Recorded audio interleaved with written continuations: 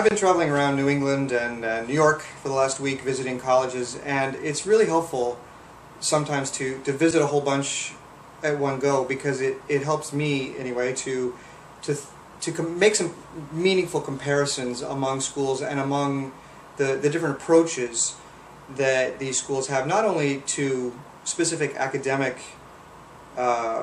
elements of the curriculum, but also in how they market themselves.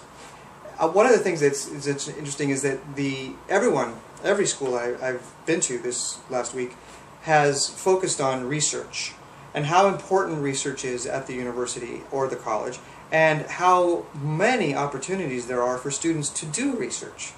Research is just seen as vital by all these colleges to present in their information sessions and in their tours.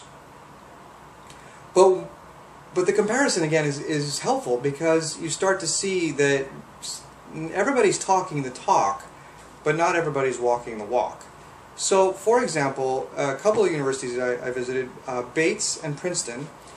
Bates and Princeton both require a senior thesis. Every student who goes to those schools must do independent research with a faculty advisor. It's not optional. So when those two schools talk about research, there's no doubt that every single student at that school is doing research that is meaningful. Now, of course, some are doing it really, really well and getting A's on their research projects, and some are not doing so well and probably getting B's because of grade deflation. But you know, there's a variety of student engagement in that research, but is required of everyone. Okay, then you go to a place like Tufts, and they were talking about how, I think 15 minutes of the 1 hour presentation was on research, and the admissions officer was going on and on about all these different programs for research, and then it becomes clear that when pressed, it's less than 50% of students actually do research.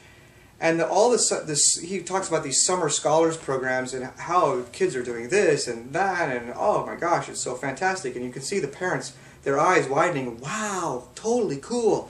Well, that's only about 40 students that do that every year out of 5,000. So while they're emphasizing the research, it turns out that that's not necessarily part of every student's experience at the college. If you want to be lazy at Tufts and not do a senior thesis, you certainly can. You can't do that at Princeton. You can't do that at Bates. The other school that was interesting was Wesleyan University in Middletown, Connecticut. And they were, again, emphasizing maybe 15 minutes of the whole presentation was all about research. And it's true that there is a lot of research that goes on, and it's certainly available to every student. But most of the students who do that are the students who are going for honors. And in order to do that research, they have to have a minimum GPA in order to do it. Now, Bates and Princeton, that's not the case. It doesn't matter what your GPA is at Bates. You're going to be doing research, because otherwise you don't graduate. At Wesleyan, if you don't want to do research, you don't have to. You don't even if you have a high GPA, you don't have to do it. Now, again, the opportunities are there. Many students are doing it, but it's less than 50%. So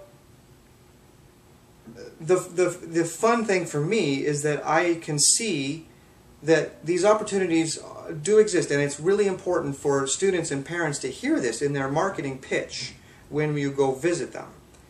But it's really important to think about your own priorities and also the kinds of people you want to be around. If you really believe that research is important for your own academic future, then go to a school that requires it of you. Go to a College of Worcester, go to an Allegheny, go to a Bates, go to a Princeton, and make sure you do it. Or if you go to a school that doesn't require it, then make sure that you know what steps you need to take to ensure that you can and that you will do that research. As the Princeton officer said yesterday, many colleges say, oh yeah, we have a lot of research, we have a lot of opportunity, and then they just throw you out in the campus community and say, good luck. Do it if you want. Find a faculty member. And then there are schools that actually require it of you. So I'm not saying that Tufts or Wesleyan are bad for not requiring it. That's just market forces at work and differentiation of the service. But when you're thinking about your priorities and what's really important to you, make sure that you understand what the institution's priorities are and how they're structured, and are they walking the walk, or are they just talking the talk? It's a different emphasis. So figure out what you care about when it comes to research, and then find those universities that match that, and also understand how you are going to take advantage of those opportunities when you arrive on that campus.